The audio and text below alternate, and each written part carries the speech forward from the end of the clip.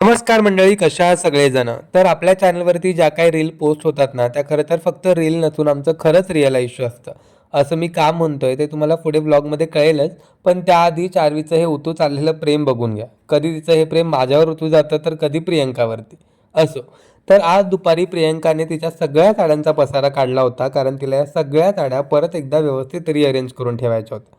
आता बायकोने एवढा सगळा पसारा काढला आहे म्हटल्यावर तो आवरून ठेवायला मदत करणं हे नवरा म्हणून माझं आद्य कर्तव्य आहे, नाही का?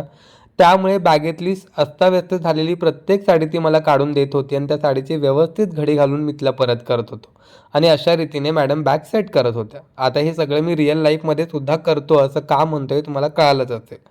तर खरं तर प्रत्येक पुरुषाला असं वाटतं की त्याची बायको आहे ना साडीमध्ये फार सुंदर दिसते. मग त्या साडीची घडी घालायला तुम्हाला लाज का वाटते? वाईट वाटून घेऊ नका, पण खरंच संसारामध्ये खोटा पुरुषी अहंकार चालत नाही. संसार चालतो तो फक्त एकमेकांच्या प्रेमावरती आणि एकमेकांवरती किती रिस्पेक्ट आहे त्यावरती. खरं तर ज्या बायकोच्या साडीची घडी घालायला तुम्हाला बायकीपणाचं वाटतं ना, तीच बायको तुमच्या प्रत्येक कपड्याची रोज घडी घालत असते. अगदी चड्डीची सुद्धा. तिला नाही वाटत कधी त्या सगळ्या गोष्टी करताना लाज. असो. तर हे सगळं करताना आम्हाला सगळी दुपार उलटली होती आणि दुपारचं आमचं जेवण फारच उशिरा झालं होतं. त्यामुळे मग संध्याकाळी आम्हाला फारशी भूक नव्हती. म्हणून आम्ही फक्त शेवयांचा भात बनवला होता, ज्याला आम्ही सातारी भाषेत म्हणतो बोटवं. आता हे बोटवं फक्त चार्वीयांनी माझ्यासाठी बनवलं होतं, कारण प्रियंकाला अजिबातच भूक नव्हती. तरी पण आता आम्ही दोघांनी खायचं आणि प्रियंकानी फक्त आमच्या तोंडाकडे बघायचं हे काही बरोबर नाही, म्हणून तिला 1-2 वेळा आग्रह केला, पण मॅडमने चक्क नकार दिला. याचं कारण पुढे तुम्हाला कळेल, कारण मॅडमना प्यायचं होतं गरमागरम मसाले दूध. संध्याकाळी सगळं आवरल्यानंतर आम्ही छान मसाले दूध प्यायला बाहेर पडलो होतो. त्यावेळेस भारी गोष्ट घडली.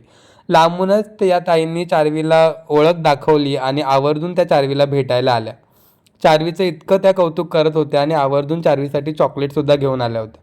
खरं तुम्ही जेव्हा लांबून आम्हाला ओळख दाखवता, आवर्जून आम्हाला भेटायला येता ना, इतकं भारी वाटतं म्हणून सांगू. आणि गंमत म्हणजे त्या सांगत होत्या, की आपल्या ब्लॉगमध्ये सगळ्यात जास्त जर त्यांना कोण आवडत असेल ना, ते म्हणजे चार्वी. म्हणजे आम्ही सगळी मेहनत करायची व्लॉगसाठी आणि फॅन बेस वाढतोय कोणाचा तर चार्वीचा. असो. तुम्हाला आपल्या व्लॉगमध्ये नेमकं कोण आवडतं हे मला कमेंट करून नक्की सांगा. कसा वाटला व्लॉग? भेटूया नेक्स्ट व्लॉगमध्ये. Bye bye.